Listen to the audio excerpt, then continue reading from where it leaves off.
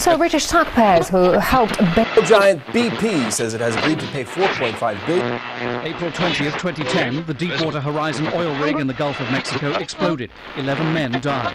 The ensuing oil spill became... Radio Free Canada back again with our great spectacular vinyl vault action.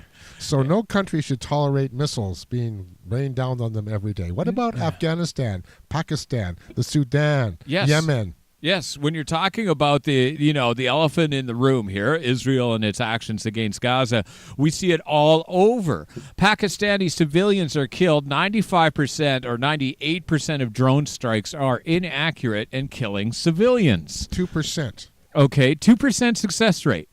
Anybody would see that's totally inactive, and talking about an impotent bunch of Viagra users in the Pentagon not capable of waging an effective war. And they're kind of getting worried that other countries might be developing drone technology. Yeah, just so happens. Mind you, they're selling it off too. Right here, we've got other things to focus on other than the stage and the puppet show that's in lamestream media. Apparently there was a bailout in Britain of the banks, and they're wondering where the money is. So British taxpayers who helped bail out two of the country's biggest banks at the height of the financial crisis may never see the money again. A group of influential MPs have warned that the £66 billion the government pays to rescue RBS and Lloyds TSB may be lost for good. Archie's Sarah Firth breaks down the numbers for us. This is all focused around the Public Accounts Committee's investigation into the sale of Northern Rock. That was the bank that, if you cast your mind a couple of years back, was one of the first to get those big banking bailouts. It's estimated that from Northern Rock, the taxpayers are set to lose around $2 billion. But that's not the worst of it, because RBS and Lloyds Bank also had a lot of taxpayers' money funded into those bailouts. And the taxpayers could be set to lose a staggering £66 billion on that. It's very, very hard to wrap your head around those figures. So we're going to try and compare it, really, the amount that was put into those bailouts to what we have in the UK at the moment, spending on social welfare, such as pensions, education, healthcare and defence. These figures coming at a time when everyone here is struggling. You know, daily we're talking to people who are really, struggling to survive in the country in the midst of this very, very tough economic times. And you've kind of got this, it was a good report, very hard-hitting report, telling us that there was a monumental collective failure, that the Treasury was unable to promptly respond because they lacked the right skills and understanding. So it really smacks a little bit of, $2 billion, sorry guys, we've lost that. A further $66 billion, our bad, we weren't quite up to the job. One of the groups that were warning at the very beginning were the Taxpayers Alliance. And I'm joined now by their campaigns manager, Robert Oxley. Thank you for joining us today. Good evening. These types of stories always make me so angry because, every day we're covering stories where people, are struggling with the living wage in the UK. There's cuts to pensions, taxes are rising all the time. And then you have this report showing that, 66 billion could be lost. I mean, it's just hugely irresponsible with taxpayers' money, no? Well, this report is a damning indictment of politicians. Despite their woolly words that we were going to make money out of the banks and that propping up the banks would be, it would be okay, and there was this chorus of people from both sides of the political divide saying, we need to bail out the banks. Well, ultimately, what's happened is we've lost billions of pounds on it. We have basically allowed politicians to gamble other people's money, and lo and behold, those politicians haven't got very good results, as is always the case when politicians are spending other people's money. It's incredible how often those in power manage to get every major crisis wrong. And I think we're seeing that at the moment in a rejection in the way that our politics at Westminster is out of touch. But the point here is the writing was on the wall. Whether any lessons will actually be learned, of course, remains to be seen. But taxpayers facing those absolutely whopping losses at the moment leaves a lot of people saying, we saved the banks. Who's going to save us? And of course, in the case of banking, all of their profits are privatized, all of their losses are socialized, and they do not pay income tax. Meanwhile, austerity measures are being imposed on people. People are struggling to survive, and they're manipulating energy rates. They don't create jobs. They don't pay taxes. Royal Bank, the Bank of Montreal, all those guys, guilty of that, and also guilty of getting bailed out in 2008 by our own Canadian government. There's news that you don't hear about. Exactly. It's offensive when when you think about the way the banks are getting away with crimes, okay? And right now, austerity measures in major countries are caused by international private banks running those countries into the ground. Do your research and get into it. But, there's another crime. There's environmental crime. There's this thing, BP. Okay, if you looked at the news last week, holding BP accountable came up on the radar, and a lot of people were applauding. So let's talk about the story. Oil giant BP says it has agreed to pay $4.5 billion in a wide-ranging settlement with the United States government over the 2010 oil spill in the Gulf of Mexico. BP released a statement that it has pled guilty to criminal charges, including 11 felony counts of misconduct related to the deaths of 11 men in the rig explosion that triggered the oil spill. It also agreed to plead guilty to 1 felony count of obstruction of Congress. This is a big deal. The settlement totals $4.5 billion over 5 years and includes $1.3 billion in criminal fines, along with payments to several government agencies. Okay, it is the largest financial penalty ever. So, we satisfied? Not so fast. If you're anything like me, you're wondering how you're going to pay the bills next month. So the idea of $4.5 billion is literally hard to conceive. Inconceivable! Yes, that's what I said. Inconceivable. Okay, Wally, we get it. Inconceivable! Yes, it is inconceivable, as if the idea itself were some sperm of some Republican rapist and my brain was a woman being raped, and God in all his wisdom and glory has made it so I cannot conceive. Inconceivable. Too far of a tangent? Okay, let's put it this way. In the third quarter alone, BP raked in $5.2 billion in profits. That's to say that after expenses, which include making propaganda, commercials, paying a small army of lawyers, and don't forget, opening up access and exploration, drilling. They plan about 60 new drilling explorations worldwide in the next few years. So after all of those expenses, they profited in 3 months more than we're asking them to pay back for the 2010 oil spill. As far as disincentives go, this $4.5 billion penalty is about as effective as telling teenage boys not to visit youporn.com, then providing them with the website, total and complete privacy, and a week's supply of old gym socks. In other words, not very effective. Here's the penalty that BP should have paid. They should have had their business charter revoked. These are environmental terrorists, and the United States Constitution, which grants people the right to grant charters to do business in this country, stipulates that corporations must provide some public service. So we don't need billions from BP. We need trillions, with a T. Trillions to invest in wind and solar. If that means that BP files for bankruptcy, good. We go after the individual assets of BP shareholders. After all, you can't sit on your couch watching Rachel Maddow cursing BP and then silently cheer when your 401k portfolio benefits from a BP stock surge. At least from my point of view, that is inconceivable. You keep using that word. I don't think it means what you think it means.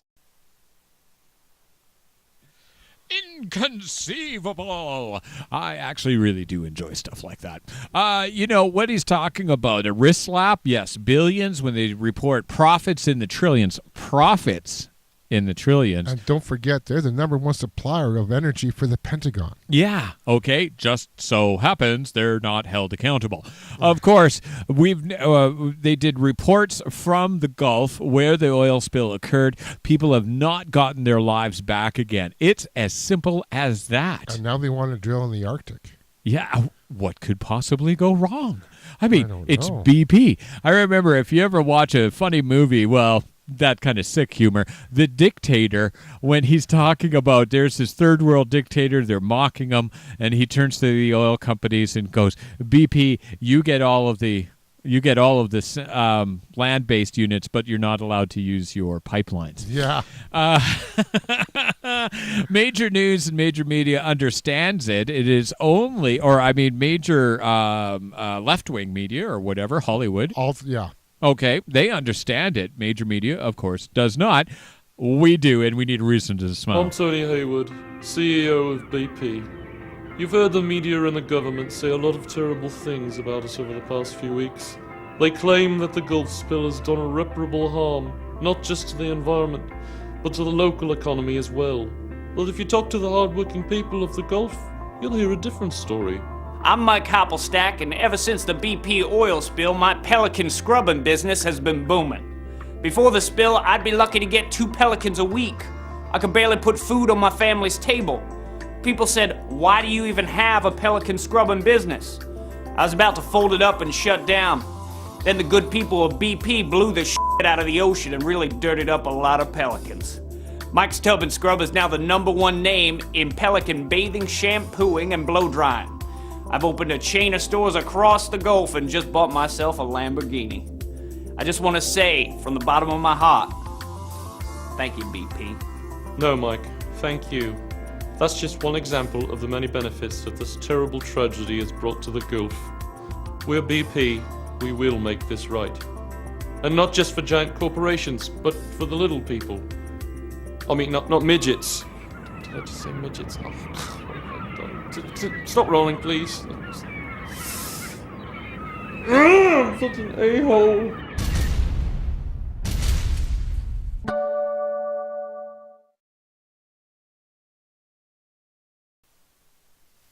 Oh, yeah, I like it when they get it right on the money. For those of you who don't know, yes, BP got handed itself a huge fine. Okay, we start off, we're talking about banks ripping off the entire country of Britain, and then we've got BP being slapped on the wrist. Well, another British corporation, you know. Yeah, it's another British corporation ripping off the entire planet. One more report on this story. Okay, let's do this. April 20th, 2010, the Deepwater Horizon oil rig in the Gulf of Mexico exploded. 11 men died. The ensuing oil spill became one of the worst environmental disasters in U.S. history. Raw crude poured into the blue waters of the Gulf of Mexico for weeks on end, clogging marshes, killing wildlife, and putting on hold the lives of hundreds of thousands of people in the region who make a living from fishing and tourism. Now BP's paying a record $4.5 billion to settle criminal charges against it from the U.S. Department of Justice. Attorney General Eric Holder traveled to Louisiana to make the announcement. This marks both the largest single criminal fine, more than $1.25 billion, and the largest total criminal resolution, $4 billion, in the history of the United States. Under the settlement, BP will plead guilty to 11 charges of felony misconduct, one for each of the men who died when the rig went down. BP's new CEO, Bob Dudley, an American citizen who took over from Britain's Tony Hayward, whose handling of the spill was harshly criticised, said in a statement, "All of us at BP deeply regret the tragic loss of life caused by the Deepwater Horizon accident, as well as the impact of the spill on the Gulf Coast region." Al Jazeera revisited the affected region last April and found deformed sea life, fisheries in decline, and Gulf Coast residents struggling with health problems they blame on the spill. On Thursday, locals in Louisiana expressed relief that BP had settled the criminal charges against it. Something we knew all along. Them to finally admit it is what we've been waiting to hear. Because, we've been living it every day. 2 BP staff have been charged with manslaughter, one with lying to the U.S. Congress. A lawyer involved in pending cases against BP says the indicted employees are on their own. The company can't help them now. BP doesn't serve time. The only people that will serve time are the people that committed the acts of destroying documents or failing to report what was the results of tests where they should have shut down the operation or evacuated the rig, and they didn't. The Justice Department settlement means BP should be able to square away the criminal complaints against it, but the firm still faces potentially many years of litigation and billions of dollars more in fines from the wrapping up of the class action lawsuit and civil suits being brought by state and federal authorities. BP's put aside more than $40 billion to pay for all this, but admits the final bill may be far higher. John Terrett, Al Jazeera, Washington. And the fact is that any corporation that breaks the law, you said it while the thing was running. The death penalty. Definite. Revoke their charter, seize their assets, and punish the shareholders. There you go. So, you're sitting there happily owning shares. You're all protected from anything that goes wrong with the company you own the shares in. It's nonsense. Okay? 11 people died, and thousands of people's lives have been affected. Maybe millions, because who knows how long this environmental damage will go on. And remember, we're talking about food, okay, which is the number one thing that was affected. People's livelihoods and their lives were totally destroyed by BP. And, of course, major lamestream media is nowhere on the case. Okay, we're going to take a quick break right now. We're urging you to join us on Facebook, on YouTube, and on Vimeo with Radio Free Canada. We'll be right back.